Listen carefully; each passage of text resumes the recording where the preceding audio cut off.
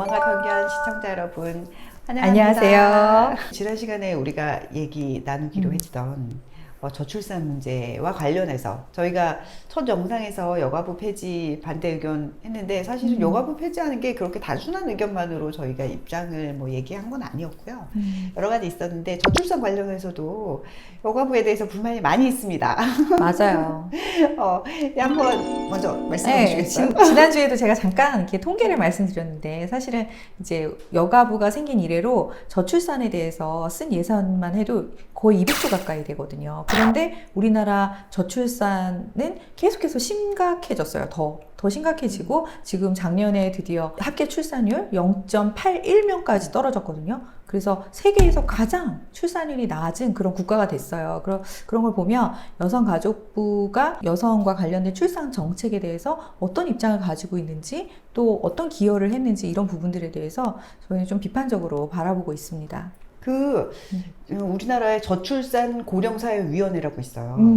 근데 여기에 이제 여가부랑 보건복지부가 주무부처로 참여를 하는데 여기 들어가 봐도 저출산 관련한 정책보다 생리대 지원 사업 이런 거 그렇죠. 홍보하고 있어요. 그리고 출산에 대한 개념 자체가 예. 아예 접근이 좀 다른 것 같아요. 그래서 거기는 성과 재생산권이라는 주제를 가지고 거기서부터 저출산의 문제를 바라보더라고요. 그러니까 여성 개인의 인권은 지키되 출산은 해야 된다라고 하면 사실 약간 기조가 저희랑 다르고 그냥 다른 문제가 아니라 정말 출산율을 높이고 우리나라를 더 이제 인구가 많고 활기찬 나라로 만들기 위한 생각을 가지고는 있나라는 의문을 가질 수밖에 없어요. 사실 맞아요. 이제 호불호가 있지만 오은영 선생님이 얼마 전에 저 그런 영상 봤거든요.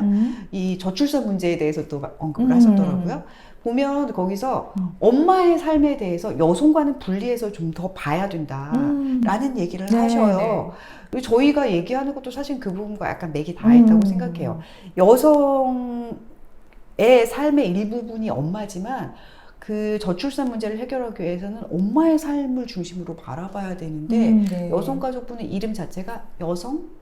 그 다음에 가족인 거예요. 네, 맞아요. 그러니까 뭐냐면 가족 안에서도 여성의 권리에만 좀 집중되어 있는 게 여성가족부가 가지고 있는 가족 정책의 특징인 것 같아요. 여성으로서의 엄마가 좀 더 편해지기 위해서 육아를 좀 엄마로부터 짐을 덜어주고 육아를 하느라고 경력이 단절되는 것을 좀 막아주고 이렇게 하면 출산율이 올라갈 거다라는 막연한 생각을 갖고 계시지만 저는 그거에 정반대라고 생각하거든요. 오히려 엄마로서의 삶의 만족도를 높여주면요. 반대로 출산율은 올라가고 이런 경력 단절이 나한테 아무 문제가 없어지는 그런 상태가 되고 경력 단절 지원은 부가적인 문제가 된다는 거죠. 아까 지난주에 말씀하셨던 경력 단절을 사회적 경력으로 바라봐줘라. 그러니까 사실 이건 문화 운동을 먼저 해야 되는 거거든요. 근데 돈만 뿌리고 있는 거예요. 맞아요. 그러니까 사람들의 가치관이 좀 달라지고 생각의 관점이 조금 바뀌었을 때 훨씬 더 이런 정책들을 시행을 해도 훨씬 그 결과가 좋을 텐데 아직까지 우리나라의 여성 운동의 관점에서 보면 이 출산이라는 것이 여성의 어쨌든 그 개인적인 경력에 대해서 마이너스 요인이 되고 여성들이 생각했을 때 내가 이 경력 단절이라든지 이런 폐해가 오기 때문에 나는 그것을 피하고 싶다. 그런 것에 대해서 국가가 지원을 해주자. 이런 개념인데 그게 아니라 완전히 이제 패러다임을 좀 바꾸자는 얘기죠. 왜냐하면 사실 지금같이 이렇게 저출산이 심각해지면 우리나라가 국가 소멸 위기에 놓인다라는 그런 걱정들을 굉장히 요즘 많이 하시더라고요. 그런데 그렇게 보면 인구라는 문제 또 아이가 태어나는 문제는 단순히 개인적인 문제가 아니라 사회적인 문제일 수도 있거든요. 그리고 저는 이제 주변에 다자녀 엄마들을 많이 알고 있어요. 다자녀 엄마들은 불만이 많아요, 아주. 다자녀 지원 정책이라고 하는 거 찔끔찔끔 돈 주면서 사실은 뭐 나라의 미래를 위한 아이들과 사실 다자녀를 낳기 위한 엄마들을 이해하는 마음은 전혀 없다. 그렇죠. 라는 생각을 가지고 있거든요. 그리고 이 저출산 정책이라는 것이 사실은 엄마들이 많이 낳을수록 이 출산율이 높아가는 거잖아요. 다자녀 엄마들에 대해서는 전혀 존중감이나 존경감이 없어요. 여가 맞아요. 정책을 들여다보시면 그래요. 맞아요. 엄마들은 전부 다 뭐 직장에 나와서 일해야 되는데 아이를 돌보고 있는 하찮은 일을 하고 있는 것처럼 프레임을 그렇게 씌우고 있는 걸 볼 수가 있어요. 맞아요. 그 정책이 그런 방향으로 설정이 되어 있어요. 그래서 이제는 그거를 조금 바꿔줘야지만 이 저출산 문제를 해결할 수 있지 않을까. 그래서 여성들이 가정에서 자녀들을 낳고 기르는 것을 사회적인 경력으로 인정해주는 그런 분위기만 조성이 돼도 훨씬 더 이 저출산 문제는 조금 더 쉽게 해결할 수 있지 않을까 이런 생각을 해봅니다. 네. 네.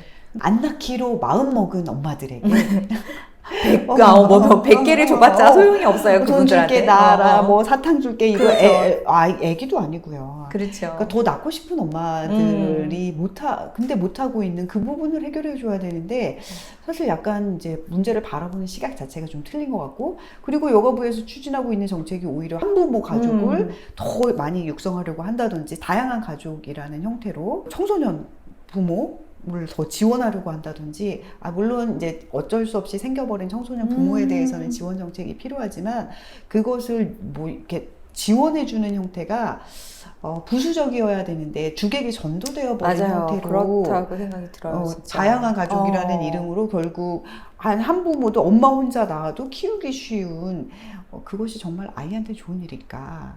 우리 그렇죠. 생각해 보지 않을 수 없는 거죠. 그래서 여가부에서 추진하고 있는 방향 자체를 저희는 동의할 수가 없어서 이렇게 가서는 우리 가족 제도가 무너지고 뭐 가족부라는 이름을 달고 있는 것이 사실 민망하다. 그것이 부적절하다, 적합하지 않다 이런 생각을 해서 이제 저희도 여성가족부 폐지에 대해서 얘기를 했는데, 우리나라 법이나 정책 같은 걸 가만히 들여다보면 부부가 결혼 생활을 유지하고 또 그 안에서 어떤 문제들을 잘 해결하고 극복하도록 돕고 또 자녀 양육을 같이 잘 해나갈 수 있도록 돕는 그런 정책 방향보다 문제가 있으면 헤어져도 전혀 문제가 없게 하는 그런 식으로 방향이 설정이 되다 보니까 제 주변에 솔직히 이런 가정들도 있어요. 정책을 실제로 하시는 분들이 들으시면 어쩔 수 없다고 얘기하실 수도 있지만, 마치 어떤 거냐면 내가 국가로부터 어떤 혜택을 받기 위해서 이혼을 했을 때 더 유리한 그런 제도들이 있어요. 맞아요. 그렇기 때문에 그분들이 실제로 부부이지만 법률상으로 이혼을 한 상태로 가정이 그렇게 되고 그게 지속이 되다 보니까 가족이 크게 필요가 없다라고 생각하고 진짜 결국은 이혼에 이르는 그런 가정들의 케이스를 제가 이렇게 몇몇 봤거든요. 그러면서 어쩔 수 없이 이혼하게 된 가정, 그래서 한부모가 된 가정들을 케어하기 위해서 지원되는 정책이 이게 너무 강조가 되고 이게 너무 지원이 확대가 되다 보니까 역으로 오히려 이혼을 장려하는 것 같은 그런 정책으로 이렇게 조금 막 약간 왜곡되어지지 않았나? 이런 부분들은 우리 사회가 조금 고쳐나가야 되지 않나? 이런 생각을 저는 개인적으로 하고 있거든요.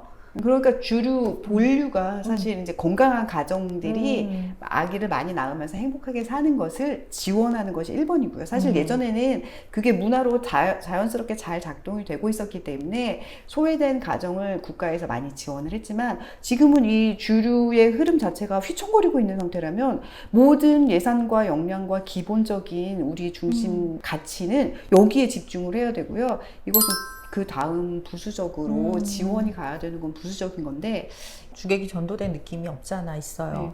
그래서 여가부가 가족을 못 지켜내고 있는 것이 아닐까? 그런 것이지 않을까? 그런 그래서 것이지 않을까? 엄청난 예산을 쏟아붓고 있는 저출산 고령사회위원회에도 이 여성위원님들이 보면은 다 이렇게 다자녀 엄마분들 한 분도 안 계시더라고요.